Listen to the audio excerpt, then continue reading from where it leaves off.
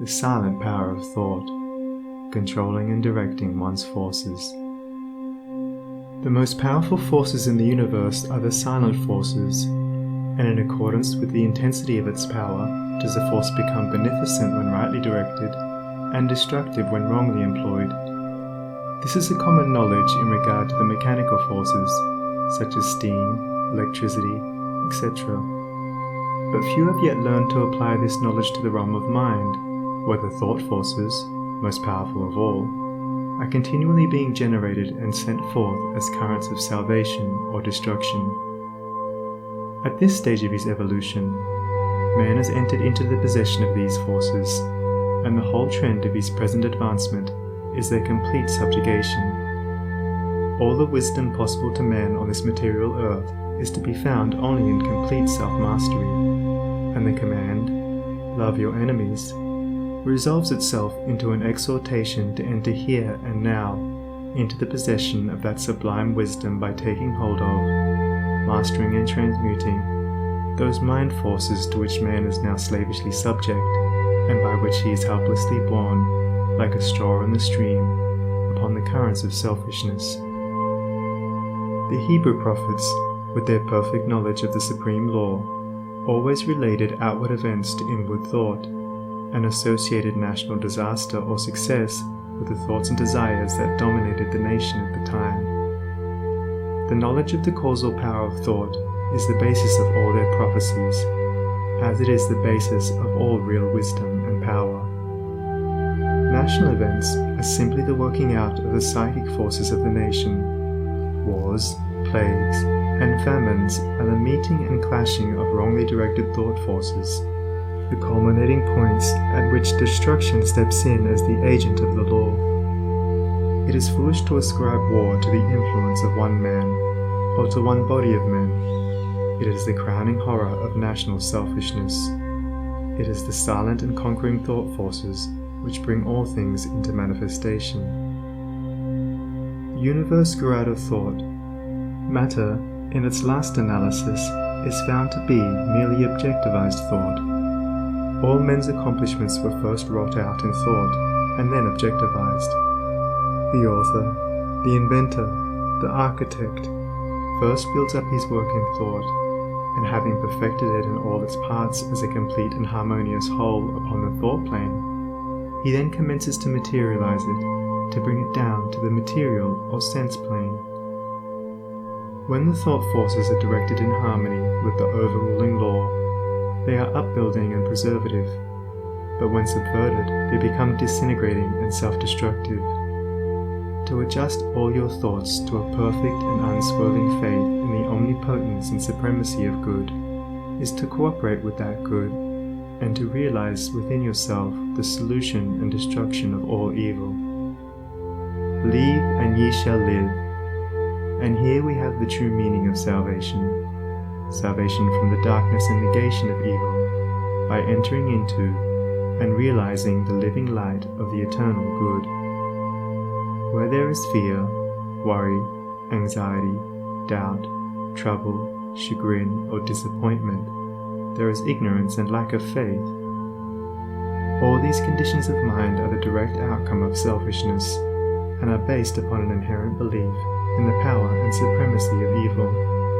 They therefore constitute practical atheism, and to live in and become subject to these negative and soul-destroying conditions of mind is the only real atheism. It is salvation from such conditions that the race needs, and let no man boast of salvation whilst he is their helpless and obedient slave.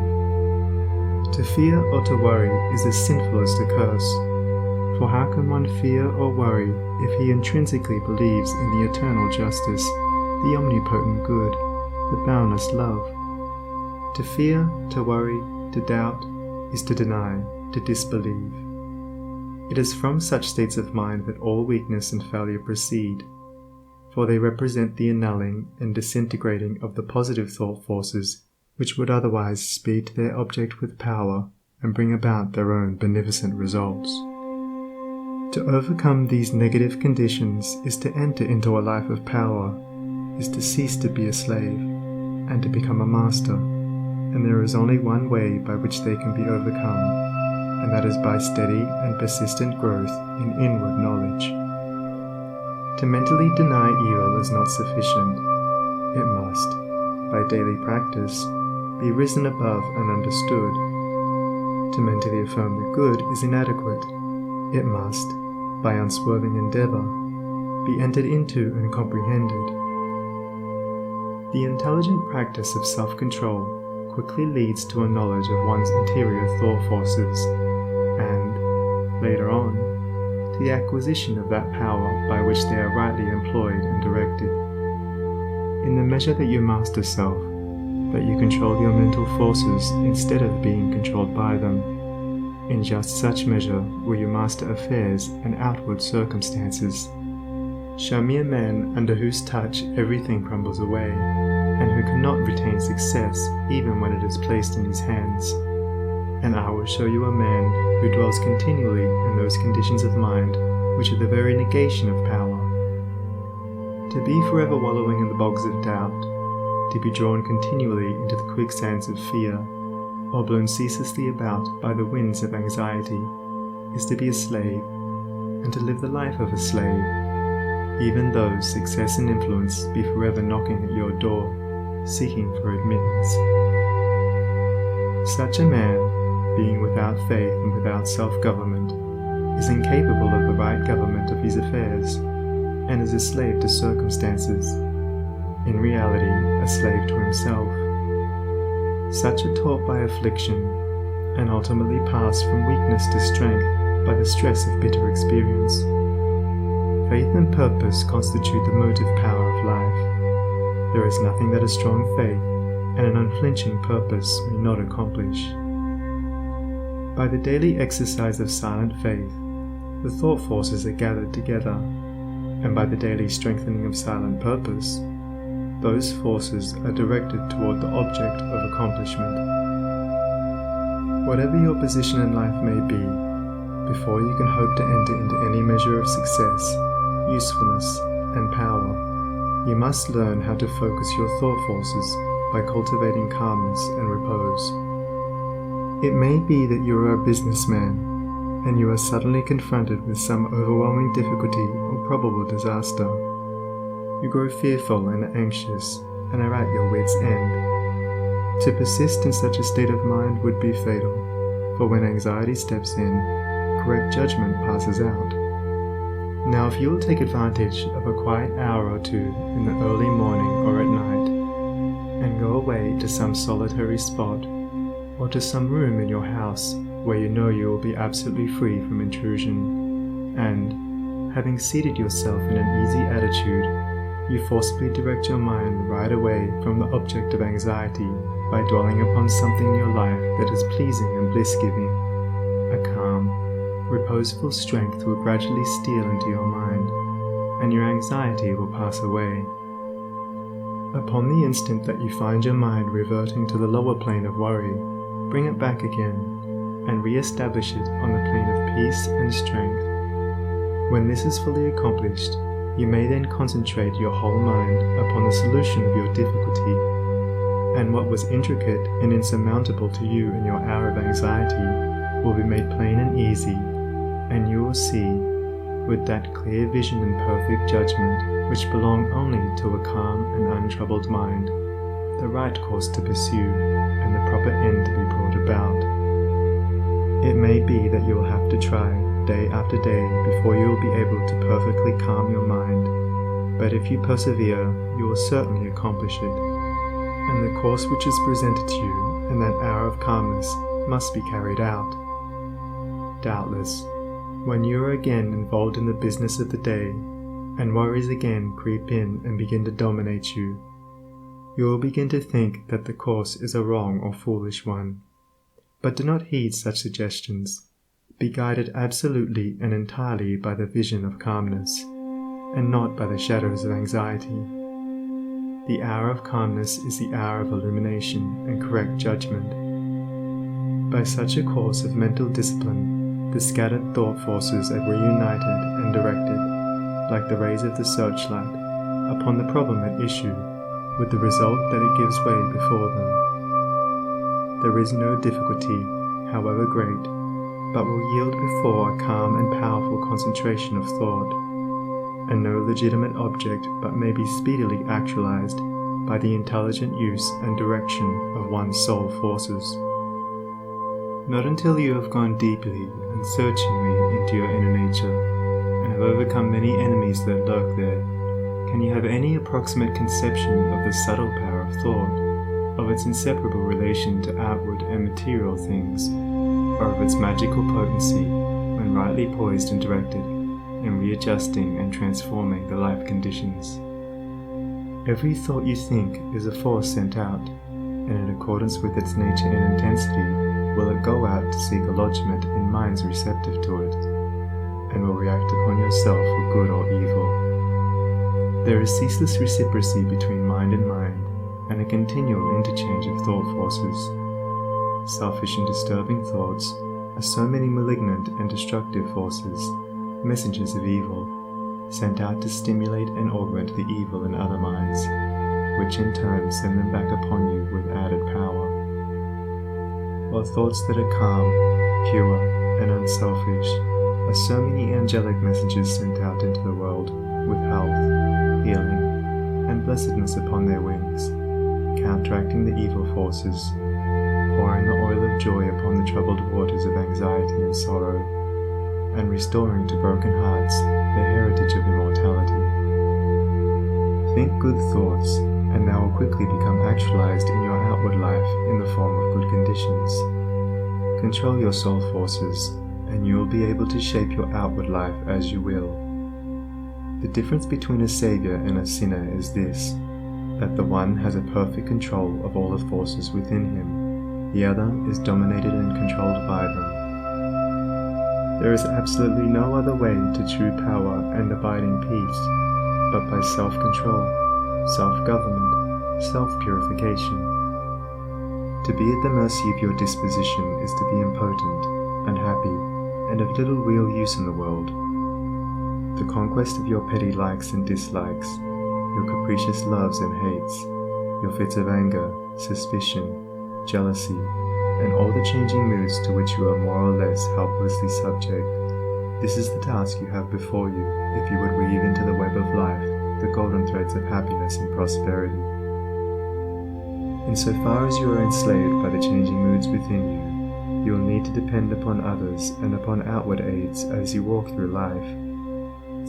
If you would walk firmly and securely and would accomplish any achievement, you must learn to rise above and control all such disturbing and retarding vibrations.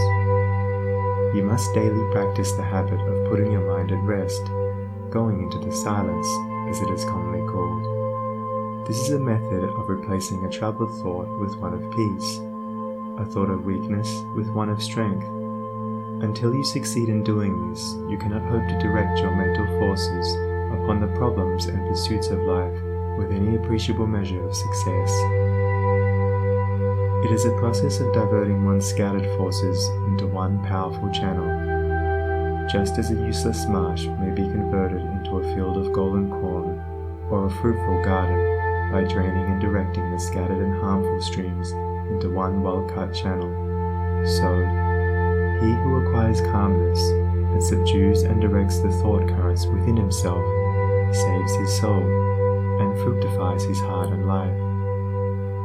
As you succeed in gaining mastery over your impulses and thoughts, you will begin to feel, growing up within you, a new and silent power, and a settled feeling of composure and strength will remain with you. Your latent powers will begin to unfold themselves, and whereas formerly your efforts were weak and ineffectual, you will now be able to work with that calm confidence which commands success. And along with this new power and strength, there will be awakened within you that interior illumination known as intuition, and you will walk no longer in darkness and speculation, but in light and certainty.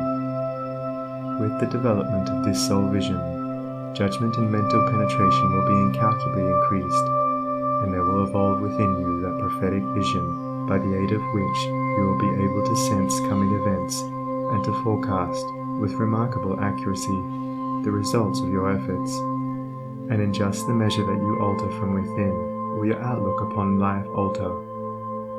And as you alter your mental attitude towards others, they will alter in their attitude and conduct toward you. As you rise above the lower, debilitating, and destructive thought forces, you will come in contact with the positive, strengthening, and upbuilding currents generated by strong, pure, and noble minds. Your happiness will be immeasurably intensified, and you will begin to realize the joy, strength, and power which are born only of self-mastery.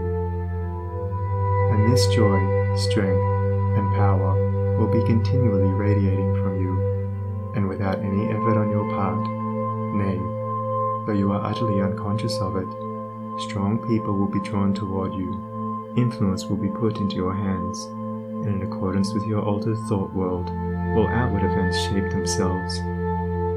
A man's foes are they of his own household, and he who would be useful, strong, and happy must cease to be a passive receptacle for the negative, beggarly, and impure streams of thought. And as a wise householder commands his servants and invites his guests, so must he learn to command his desires, and to say, with authority, what thoughts he shall admit into the mansion of his soul. Even a very partial success in self-mastery adds greatly to one's power, and he who succeeds in perfecting this divine accomplishment enters into possession of undreamed-of wisdom and inward strength and peace, and realizes that all the forces of the universe aid and protect his footsteps who is master of his soul. Would you scale the highest heaven? Would you pierce the lowest hell? Live in dreams of constant beauty, or in basest thinkings dwell? For your thoughts are heaven above you, and your thoughts are hell below. Bliss is not, except in thinking, torment naught but thought can know. Worlds would vanish but for thinking, glory is not but in dreams. And the drama of the ages, from the thought eternal streams. Dignity and shame and sorrow, pain and anguish, love and hate, are but maskings of the mighty pulsating thought that governs fate. As the colors of the rainbow makes the one uncolored beam, so the universal changes make the one eternal dream. And the dream is all within you, and the dreamer waiteth long for the morning to awake him to the living thought and strong, that shall make the ideal real, make to vanish dreams of hell, in the highest, holiest heaven, where the pure and perfect dwell. Evil is the thought that thinks it, good the thought that makes it so. Light and darkness, sin and pureness, likewise out of thinking grow. Dwell in thought upon the grandest, and the grandest you shall see. Fix your mind upon the highest, and the highest you shall be.